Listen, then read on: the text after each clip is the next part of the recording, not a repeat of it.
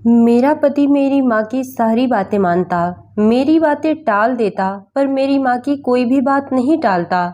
कभी कभी तो मुझे सास और दामाद का ये रिश्ता समझ में नहीं आता कि आखिर इन दोनों में रिश्ता क्या है। पर एक दिन मेरा ये शक यकीन में बदल गया। एक दिन मैं अपने एक दोस्त के घर आई थी। मेरी दोस्त का घर मेरे मायके के करीब में था। अपने दोस्त के घर से मैं सीधा अपने मायके पहुंची। घर का दरवाजा खुला था, इसलिए सीधा मैं कमरे में चली गई। पर कमरे में जाते ही जो मंजर मैंने अपनी आंखों से देखा, उसे देखते ही मेरे रोंगटे खड़े हो गए। क्योंकि मेरा पति और मेरी माँ एक साथ एक कमरे में। एक बेटी के लिए उसकी माँ सब कुछ होती है, लेकिन मैं अगर अपनी माँ की तरफ देखती तो मुझे उनसे चिढ़ होती। क्योंकि मेरी माँ दिखने में बहुत खूबसूरत थी। मेरी माँ की खूबसूरती के चर्चे हर जगह थे, लेकिन मैं अपनी माँ से बिल्कुल अलग थी। क्योंकि मेरी माँ अगर खिलता गुलाब थी तो मैं उनके आगे मुरझाई हुई कली। सफेद रंग, गुलाबी होठ, छरहरी काया और लंबे लंबे बाल, ये सारी खूबियाँ मेरी माँ की खूबसूरती को चार चांद लगाते थे। मैं अक्सर अपनी माँ के साथ कहीं भी जाने से कतराती, क्योंकि लोगों की नज़र मुझसे ज़्यादा मेरी माँ पर रहती थी। और जो भी मुझे देखता एक बार जरूर पूछता कि ये किस पर गई है। लोगों का ये सवाल मुझे शर्मिंदा करके रख देता। मेरी शकल सूरत अपने बाप जैसी थी, शायद यही मेरा कसूर था। मेरी माँ खुद भी अपने साथ मुझे कहीं भी ले जाया नहीं करती थी। शायद उन्हें भी मेरी वजह से शर्मिंदगी का सामना करना पड़ता था। मैं धीरे धीरे जवान हो रही थी, पर मेरी माँ तो मुझसे भी ज़्यादा खूबसूरत और जवान होती जा रही थी। अक्सर ही वो हमेशा सजी धजी रहती, घर में ऐसी रहती जैसे किसी फंक्शन में जा रही हों। उन्हें देखकर ऐसा लगता ही नहीं था कि वो एक विधवा औरत हैं। मुझे अपनी माँ के रंग ढंग कुछ अजीब से लगते थे। मेरे प्रति लोगों के रवैये ने मुझे उम्र से पहले ही बूढ़ा कर दिया था। मैं जहाँ भी जाती अपनी माँ की तारीफें सुनती, और जब मेरी बात आती तो लोग कहते ये किस पर गई है। ये सब देखकर जिंदगी बहुत कठिन नजर आने लगी। मुझे अपनी ही माँ से नफरत होने लगी थी। पर कुछ दिन बाद मेरी जिंदगी में एक ऐसा शख्स आया जिसने मेरी बेरंग जिंदगी में हजारों रंग भर दिए। अरुण से मेरी पहली मुलाकात कॉलेज के बाहर हुई, और देखते ही देखते हम दोनों के बीच बातचीत हुई, और धीरे धीरे ये सिलसिला मोबाइल नंबर तक आ गया। हम दोनों ने एक दूसरे को अपना मोबाइल नंबर दिया। उसके बाद होना ही क्या था, हम दोनों एक दूसरे से बेहद प्यार करने लगे। अरुण मेरी माँ से मिलना चाहता था और हमारे इस रिश्ते को एक नाम देना चाहता था। पर अरुण को अपनी माँ से मिलवाने के नाम से ही मुझे डर लगता था कि कहीं वो भी लोगों की तरह ये ना पूछ बैठे कि तुम्हारी माँ इतनी खूबसूरत है तो तुम किस पर गई हो। मुझे तो अपनी माँ की खूबसूरती से भी डर लगता था, लेकिन मैं भी इस रिश्ते को एक नाम देना चाहती थी। क्योंकि मैं अरुण से प्यार करती थी, इसलिए मजबूरी में आकर अरुण को अपनी माँ से मिलने के लिए अपने घर बुलाया। अरुण की माँ इस दुनिया में नहीं थी, वो अपने बूढ़े बाप के साथ रहता था।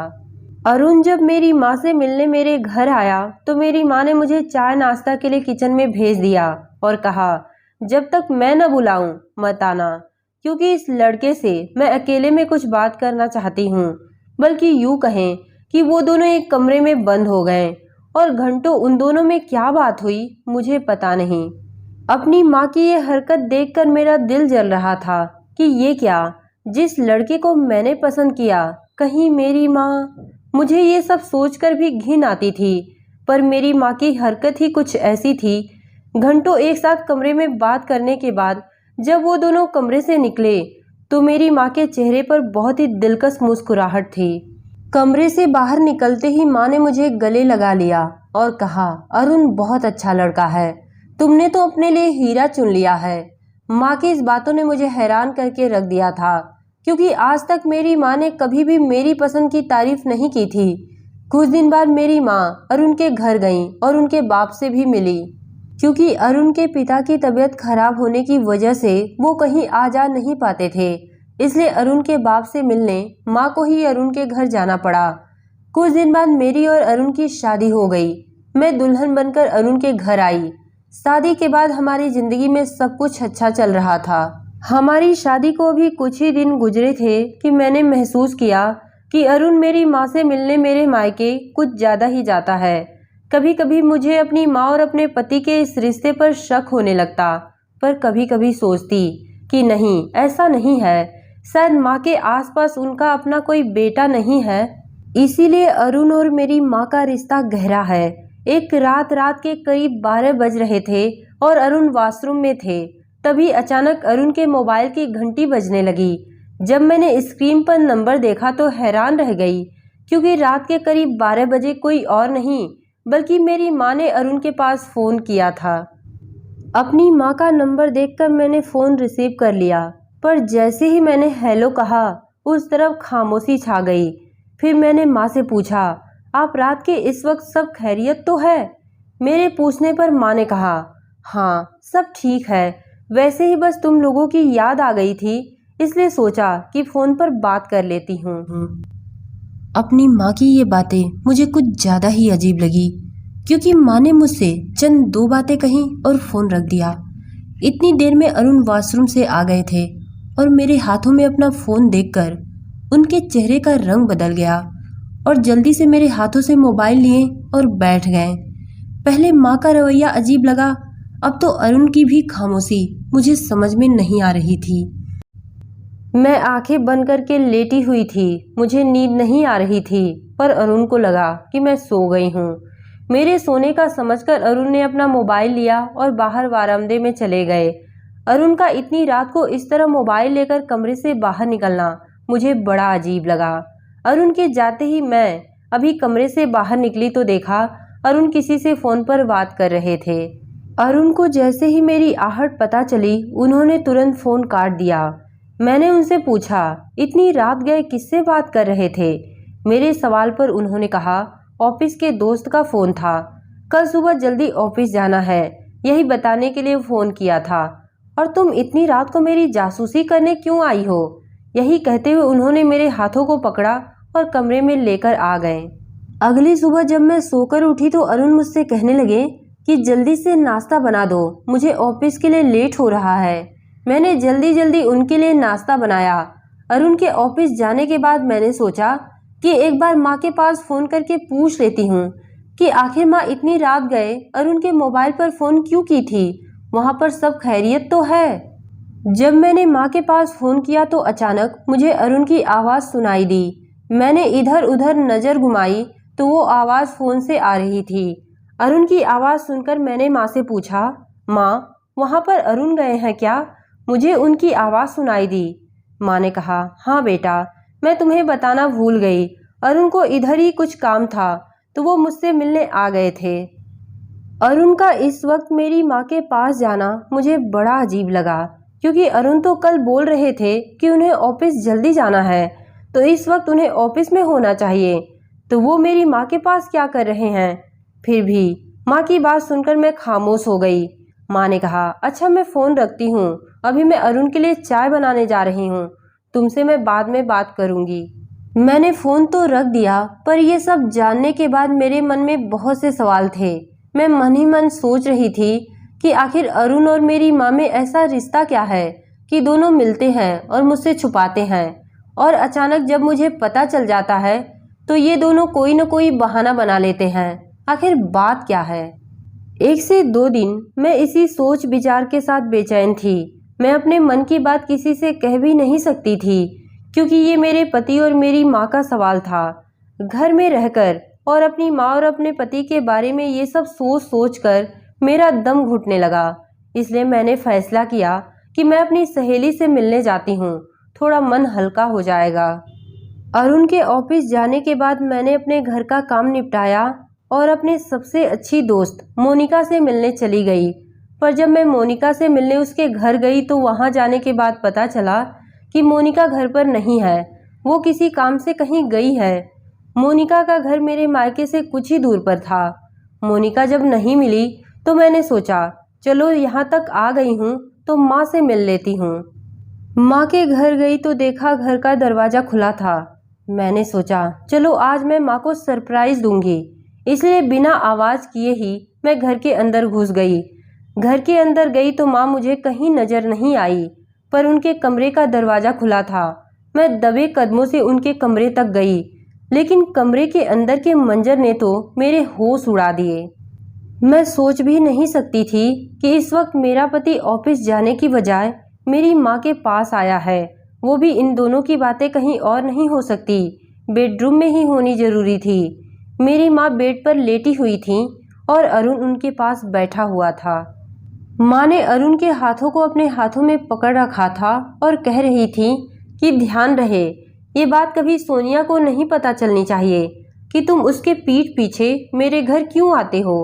इस बात पर अरुण कह रहे थे कि आप बिल्कुल फिक्र ना करें, सोनिया को जब आज तक कुछ पता नहीं चला तो आगे भी नहीं पता चलेगा।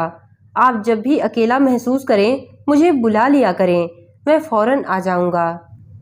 अरुण की बातें सुनकर मेरे कदमों तले से जमीन खिसक गई थी कि मेरा पति मेरी माँ के अकेलेपन को दूर करने की बात कर रहा है। अचानक ही मेरी माँ की नज़र मेरे ऊपर पड़ी तो वो घबराकर उठ बैठी और अरुण ने भी चौंक कर मेरी तरफ देखा। वो दोनों ही मुझे अचानक देखकर घबरा गए। मैं मरे मरे कदमों से कमरे के अंदर गई और नफरत भरी निगाहों से अपनी माँ की तरफ देखा। मैं बचपन से ही अपनी माँ की खूबसूरती से नफरत करती थी, पर बड़ी होने के बाद मुझे लगा कि नहीं, मुझे ऐसा नहीं करना चाहिए क्योंकि ये मेरी माँ है। पर मैं गलत थी, क्योंकि आज हकीकत मेरे सामने थी। मेरी माँ ने अपनी खूबसूरती से मेरे ही पति को अपने जाल में फांस लिया था। इससे पहले कि वो दोनों मुझसे कहते, मैंने अरुण को गिरेबान से पकड़ा और पूछा कि तुमने मेरे साथ इतना बड़ा धोखा क्यों किया। मैं तो तुम्हारे लिए अपनी जान भी देने को तैयार थी, पर तुमने आज मेरी ही जान निकाल दी। और माँ से भी पूछा कि आपको जरा भी शर्म नहीं आई कि अपनी ही बेटी के पति के साथ। ये सब सोचकर भी मुझे आप दोनों से घिन आती है। अब मुझे समझ में आया कि जब देखो तब अरुण आपसे मिलने क्यों आया करता था और आप भी जब चाहे तब बेवजह अरुण के पास फ़ोन कर दिया करती थी, क्योंकि आप दोनों को एक दूसरे के बिना एक पल भी रहा नहीं जाता था। अभी आगे मैं कुछ कहती कि अरुण ने एक जोरदार थप्पड़ मेरे गाल पर मारा और कहा, मैं सोच भी नहीं सकता था कि तुम्हारी सोच इतनी गिरी हुई हो सकती है। अब सुनो कि आज तक हम दोनों ने तुमसे क्या छुपाया है और क्यों, और मैं तुम्हारी माँ से मिलने क्यों आता हूँ।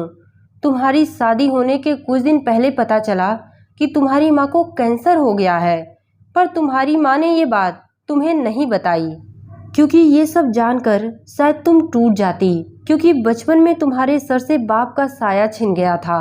और शादी से पहले माँ की इतनी बड़ी बीमारी के बारे में जब तुम जानती तो तुम्हारे ऊपर क्या बीतती।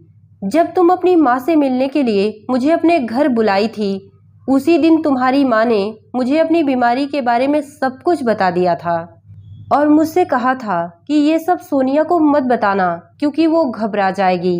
बस भगवान का शुक्र है कि तुम्हारे माँ की बीमारी फर्स्ट स्टेज पर है और इनका इलाज मुमकिन है। तब से ये राज राज ही रह गया और हम दोनों ने तुम्हें ये बात नहीं बताई। और यही कारण था कि मैं जब नहीं तब यहाँ पर आ जाया करता था। मैं तुम्हारी माँ से मिलने नहीं आता था। कभी मैं इन्हें डॉक्टर के पास लेकर जाता या कभी इनकी दवाई कम पड़ जाती तो वो देने आ जाता। अरुण की इस बातों ने मुझे शर्मिंदा कर दिया था। मैंने एक नज़र जब अपनी माँ पर डाली तो वो बेबसी से आंसू बहा रही थी। माँ ने कहा, बेटा, उस रात 12 बजे मैंने अरुण के मोबाइल पर इसलिए फ़ोन किया था क्योंकि उस रात मेरी तबीयत बहुत ज़्यादा ख़राब हो गई थी, पर जब फ़ोन लगाया तो फ़ोन तुमने उठाया, इसलिए मैंने बिना कुछ कहे फ़ोन काट दिया। और रही मेरे खूबसूरती की बात, तो अगर मैं खूबसूरत हूँ तो इसमें मेरा क्या कसूर है। तुम्हारे बाप के मरने के बाद तुम्हारे सहारे तो आज तक जीती आ रही हूँ, पर जब से अरुण जैसा दामाद मेरी ज़िंदगी में आया मैं बहुत खुश थी, क्योंकि अरुण ने जो किया शायद मेरा खुद का बेटा भी होता तो इतना नहीं करता। और इसमें अरुण का कोई कसूर नहीं है। मैंने ही अरुण को मना किया था कि ये सब तुम्हें ना बताए। अगर ये सब करके मैंने कोई पाप किया है तो मुझे माफ़ कर देना। मेरी माँ हाथ जोड़ते हुए ये सारी बातें कहते हुए खूब रो रही थी। अपनी माँ की ये बातें सुनकर मैं खुद बेबस और लाचार हो गई, क्योंकि मेरी माँ तो अपने आप में ही एक जंग लड़ रही थी। मेरी माँ खूबसूरत और जवान थी तो इसमें उनका क्या कसूर था। मैंने पूरा सच जाने बगैर ही इन दोनों पर शक किया, पर ये सब जानने के बाद मैं अपनी माँ और अपने पति दोनों से नज़रें मिलाने के काबिल नहीं थी। और अरुण अगर ये सब मेरी माँ के लिए करते थे तो इसमें तो हम दोनों की खुशनसीबी थी कि मुझे अरुण जैसा पति और माँ को अरुण जैसा दामाद मिला था।